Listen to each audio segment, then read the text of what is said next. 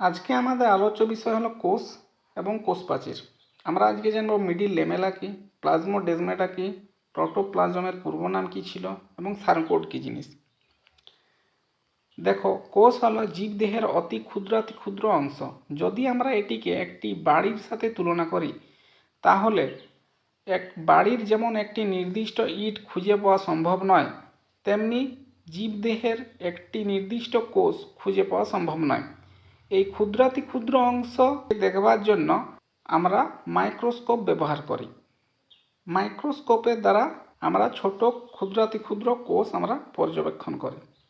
দেখো, এটা মাইক্রোস্কোপের ছবি। এটা সিম্পল মাইক্রোস্কোপ এবং এটা কমপ্লেক্স মাইক্রোস্কোপ বা জটিল মাইক্রোস্কোপ বলা হয়।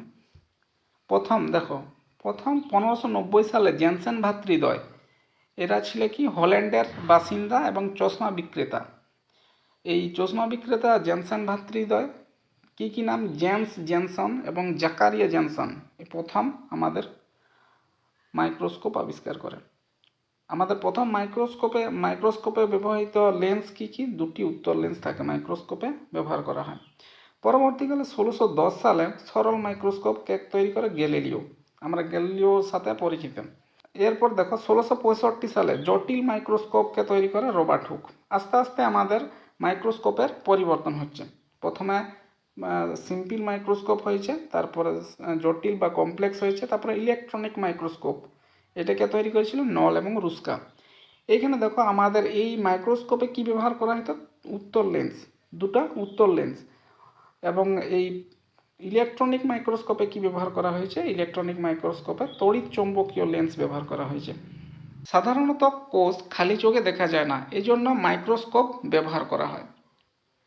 1665 সালে রবার্ট হুক তার জটিল মাইক্রোস্কোপের দ্বারা বোতলের কর্কের ছিপি থেকে আমাদের ক্ষুদ্র জিনিস পর্যবেক্ষণ করে এবং যেগুলি ছিল মৃত।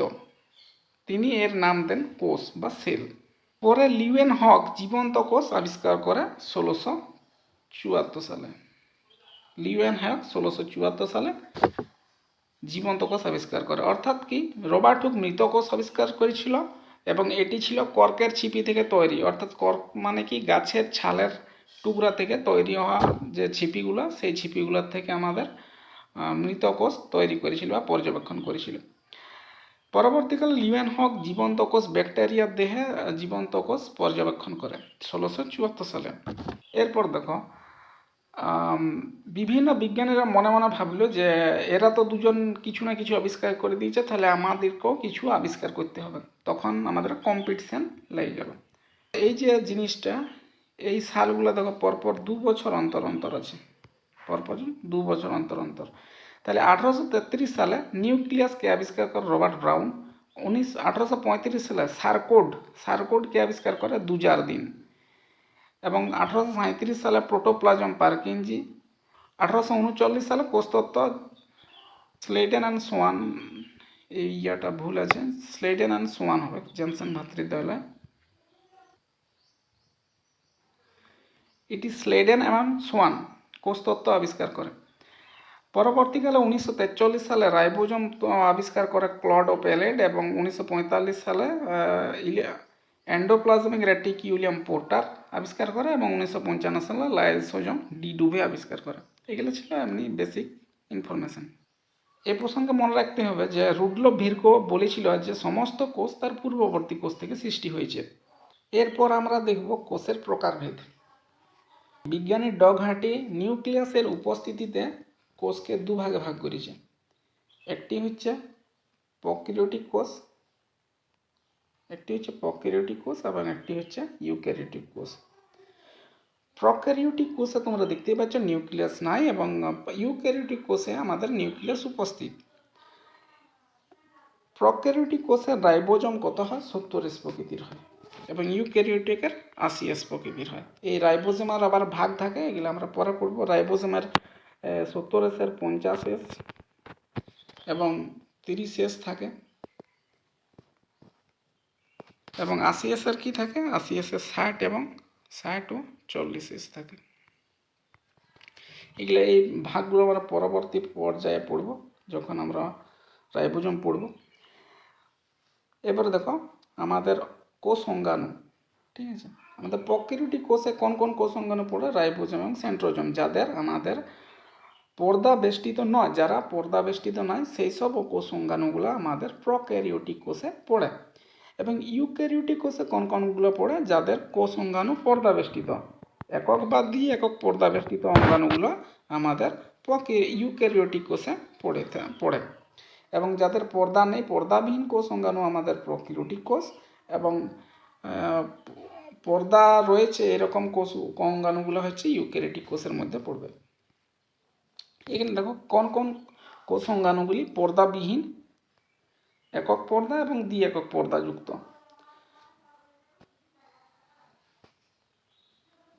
দেখো তিনটি ভাগে ভাগ করেছে আমাদের, একক, দ্বি একক এবং পর্দাবিহীন।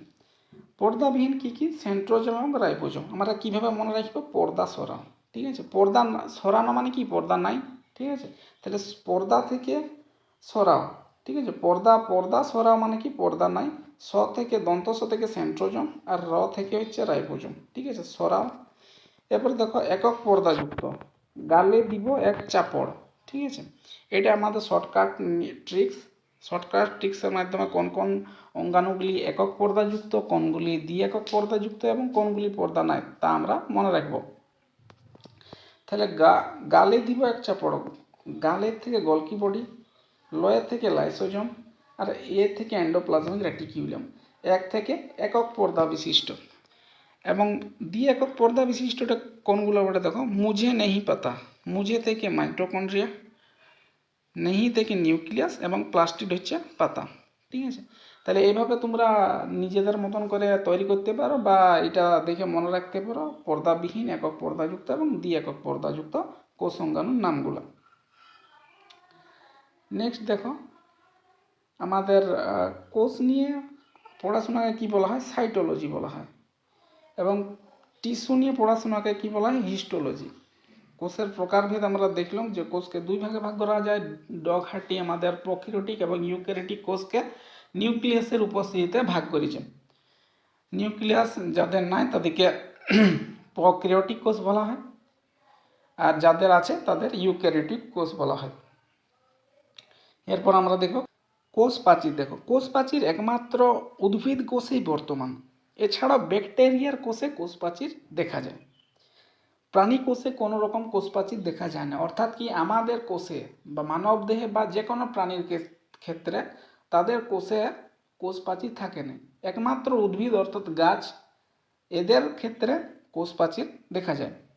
কোষ প্রাচীর কি বলে? দেখো, কোষ প্রাচীর হচ্ছে উদ্ভিদ কোষের কোষ পর্দার বাইরে থাকে এবং এটি সেলুলোজ নির্মিত হয়ে থাকে। তাহলে এটা আমাদের দেখো, এইটা হচ্ছে তোমার কোষ পর্দা বা কোষের ভিতরের অংশটা। এই কোষ পর্দার বাইরের যে অংশটা সেইটা হচ্ছে আমাদের কোষ প্রাচীর। তাহলে দেখো কি বললাম, যে উদ্ভিদ কোষের কোষ পর্দা বা প্লাজমা পর্দার বাইরে, প্লাজমা পর্দা দেখো এইরকম খুব সুন্দরভাবে বোঝানো হয়েছে। এই যে প্লাজমা পর্দা, এই প্লাজমা পর্দার যে বাইরের অংশটা তাকে আমরা কোষ প্রাচীর বলবো। এই কোষ প্রাচীর কি দিয়ে তৈরি? উদ্ভিদ দেহে কোষ প্রাচীর সেলুলোজ দিয়ে তৈরি। কি দিয়ে তৈরি? সেলুলোজ দিয়ে তৈরি। এবং এটি কি হয়? এটি হয় জড়, পুরু এবং স্থিতিস্থাপক।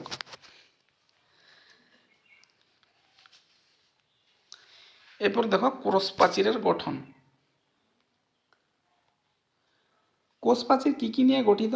কোষ প্রাচীর গঠিত মধ্য পর্দা বা মধ্য ল্যামেলা বা মিডিল ল্যামেলা, প্রাথমিক প্রাচীর এবং গৌণ প্রাচীর। এছাড়াও প্রগৌণ প্রাচীর থাকে, প্রগৌণ প্রাচীর থাকে এবং প্লাজমোডেজমাটা থাকে।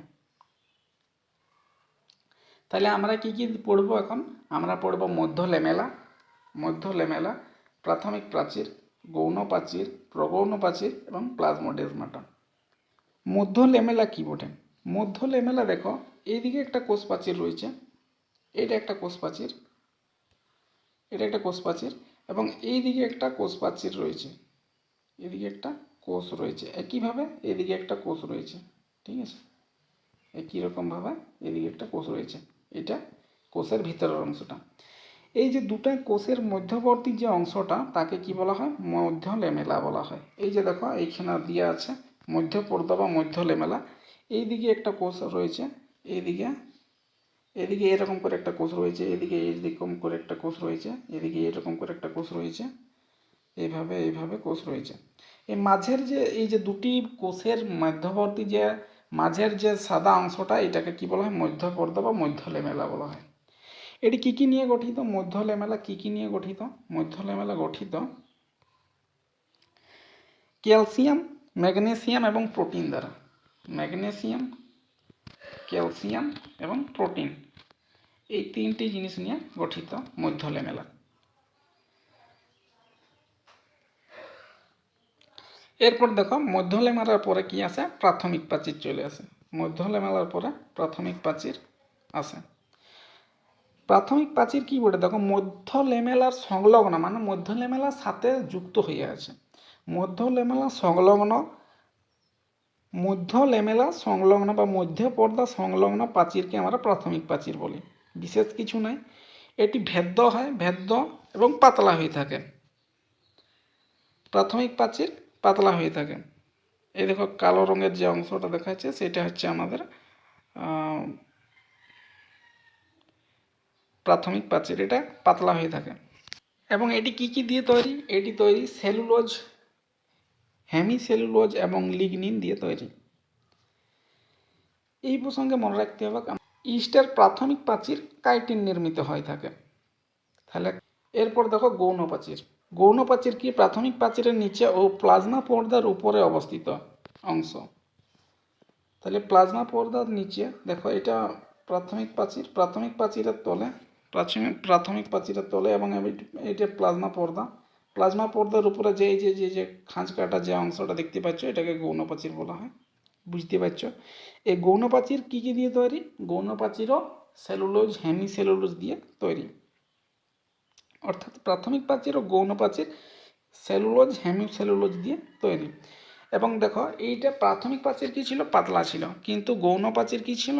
গৌণ প্রাচীর মোটা ওঠে বা পুরু ওঠে, শক্ত হয়, এবং এর ব্যাস কত হয়? 5 থেকে 10 মাইক্রন। 5 থেকে 10 মাইক্রন, মাইক্রোমিটার আর কি, 5 থেকে 10 মাইক্রোমিটার। এটি সেলুলোজ, হেমিসেলুলোজ দিয়ে তৈরি। এবার প্রগৌণ প্রাচীর। প্রগৌণ প্রাচীর কী হয়? গৌণ প্রাচীরের উভয় পাশে পাতলা প্রাচীর থাকে, তাকে প্রগৌণ প্রাচীর বলা হয়। এটি জাইলাম দ্বারা গঠিত। এটি জাইলাম দ্বারা গঠিত। এরপর দেখো প্লাজমোডেজমাটা। প্লাজমোডেজমাটা এইখানে আগে দেখো। প্লাজমোডেজমাটা কি? যে আমরা দেখলাম যে এই দিকে একটা কোষ রয়েছে এবং চারিদিকে কোষ রয়েছে এভাবে এভাবে, ঠিক আছে? এই যে এইটা প্লাজমোডেজমাটা।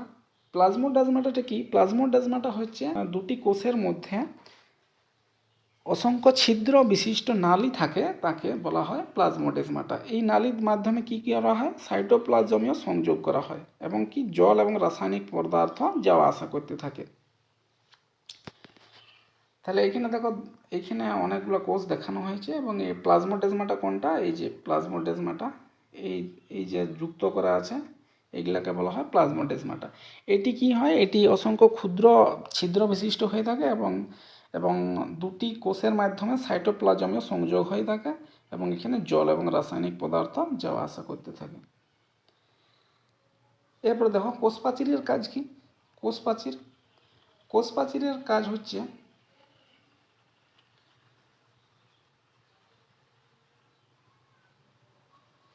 এরপর দেখো কোষ প্রাচীরের কাজ কি? কোষ প্রাচীরের কাজ হচ্ছে আমাদের কোষ পর্দাকে এবং সাইটোপ্লাজমকে রক্ষা করে। দেখো এই যে বাইরের অংশ থেকে কোষ পর্দা বা প্লাজমা পর্দা এবং প্রোটোপ্লাজম, সাইটোপ্লাজম এবং নিউক্লিয়াসকে তোমার রক্ষা করছে এবং কি আকৃতি প্রদান করে। দেখো এটা একটা নির্দিষ্ট ষড়ভুজ আকৃতি প্রদান করেছে এবং প্লাজমোডেজমাটার সাহায্যে জল এবং খনিজ পদার্থ বিনিময় করে। এটা ছিল কোষ প্রাচীরের কাজ। এবং আজকে এই পর্যন্ত। পরবর্তীকালে আমরা কোষ পর্দা, প্লাস্টিড, এন্ডোপ্লাজমিক রেটিকুলাম, রাইবোজোম, এগুলো আমরা পড়ব।